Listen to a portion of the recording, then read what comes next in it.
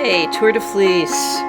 Got 3 braids of Malabrigo Superwash Merino. Don't have a photograph of all 3, but here's what we started with. And gorgeous color, chewy, luscious, delicious.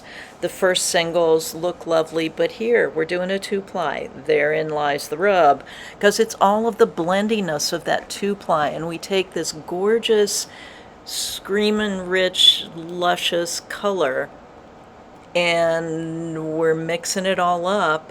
And just like what happens on a painting palette, you mix it all up and you kind of get these just softer, you just really tone down everything that you have, and you end up with something that's somewhere medium of what you started off with. So we've got this beautiful fiber, sorry, had a stall there. Got this beautiful fiber that's just gorgeous colors, and I'm ending up with a yarn that I think is really lacking in pizzazz. And so the 2-ply is a problem, right? Because here's the color, gosh, that's gorgeous. Here's the yarn. It's not that it isn't beautiful, it's just not what I expected, right? So here's the yarn again on a different day. Is the color, is it just me? No, there's the color. There's the yarn. Okay, so what am I going to do the next round? I'm just going to take the next braid, which is the blue one, and I am going to chain ply that, so it's a 3-ply, so it's not going to blendy up the color. And look at all the richness that's there.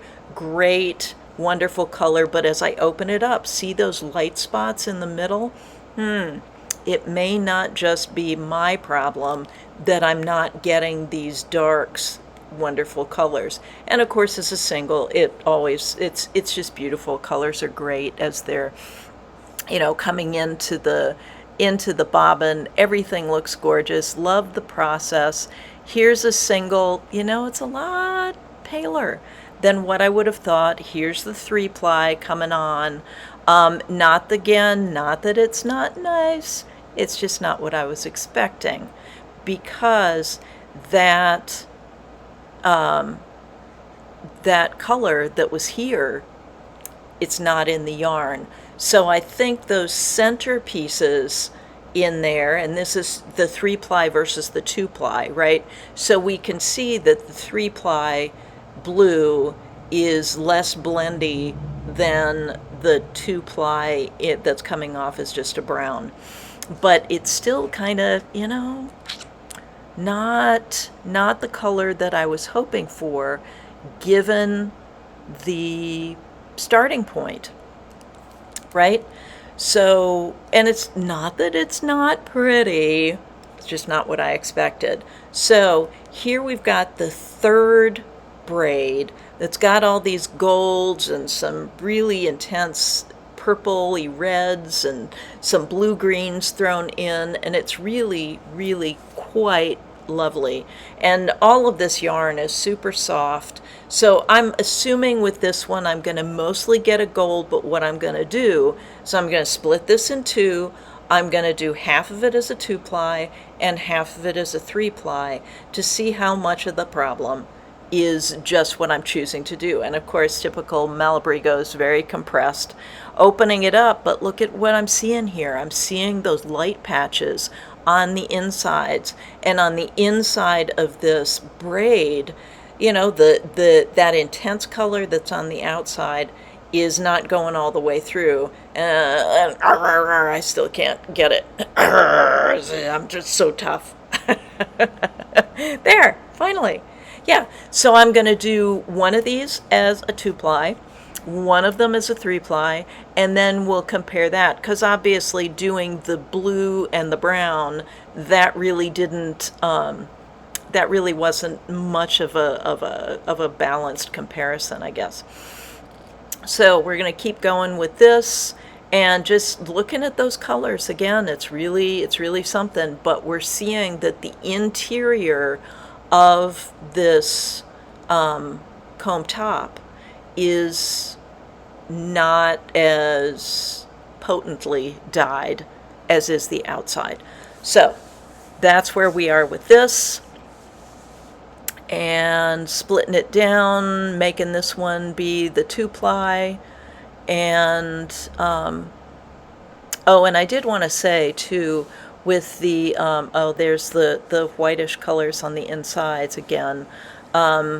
With the 2-ply, I'm getting about 340 yards for 100 grams, and the 3-ply is 220 yards for 100 grams. Each one of these braids is 100 grams. And again, you can see all the light parts that are in the center of this. Look at that.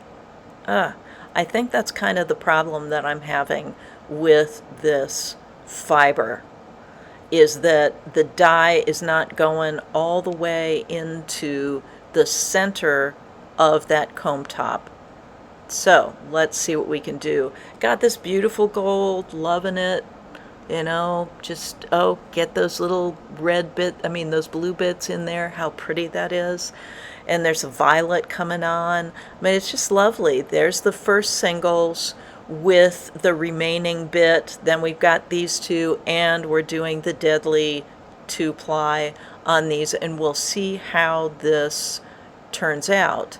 And wow, doesn't that look a lot paler to you? It looks a lot paler to me. Of course, it looks fuzzy now, but, you know, that's because I'm such a pro.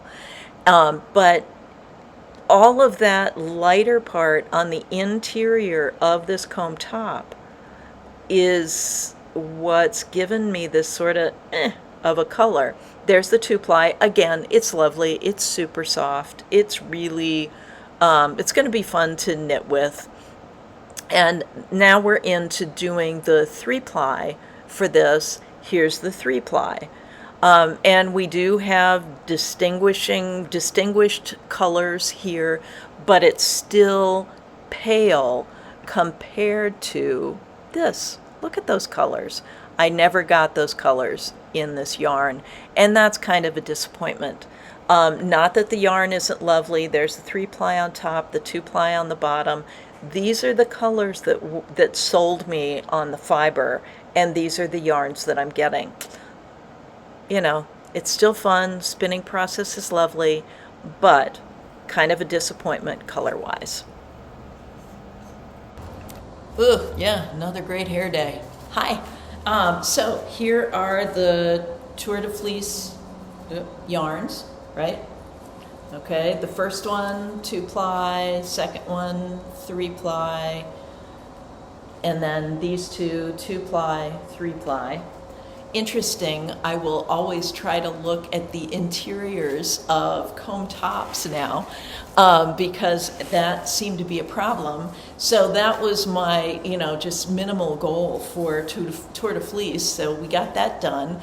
But I also had the opportunity to sample some Jacob fleece from a young woman who's just starting a sheep farm out in Nevada, and that was fun. Finished this sweater. This is the Jacob that we did the fermented suet bath. I know there's nothing I can do about this.